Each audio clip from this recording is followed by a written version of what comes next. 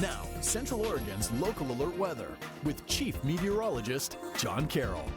Well, all the storms yesterday in eastern portions of Oregon did cause some erratic fire behavior, but it definitely cooled down the area. So our string of 90-degree temperatures is over, and today we may not even get into the 80s. Here's a look, though, at the Prineville Reservoir, and it does appear that the smoke has been relatively scoured out. The winds have been kind to that region, but it's not so kind to the Cascades.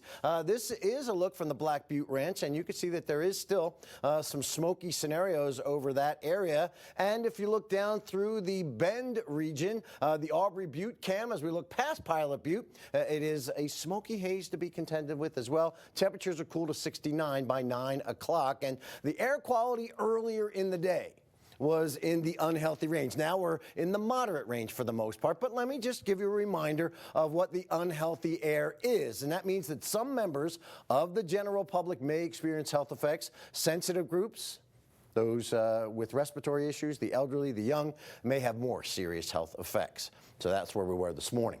All right, here's what's happening. We still have dangerous air quality, although we're in a bit of a lull right now. We're nowhere near void of problems in the future. Not as hot as we head into the weekend, as the temperatures will be back into the mid-80s, which is where they should be for this time of year, but the fire danger is still on the high side. In fact, here is a look from the Climate Prediction Center. Elevated fire risk for southeastern portions of the state of Oregon, and that is due to the hot and dry air. Even though it's still the 80s, that's still relatively warm. Plenty of dry fuel on the ground, and there'll be breezy to gusty conditions in that region as well. Satellite and radar indicate to us that there are still some scattered showers that are lingering around in extreme southern Malheur County, but most of the energy has moved off into Idaho. So the big picture indicates to us tonight that this area of low pressure is what cooled us down.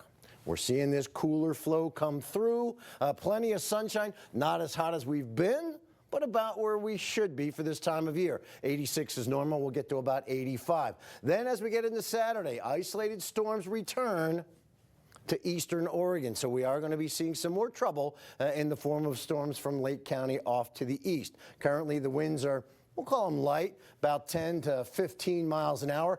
Gusts coming down from the north, which isn't bad because there's not that much fire activity due north of us. Northeast is a different story, but we are seeing a relatively favorable wind flow when it is a northerly flow of wind.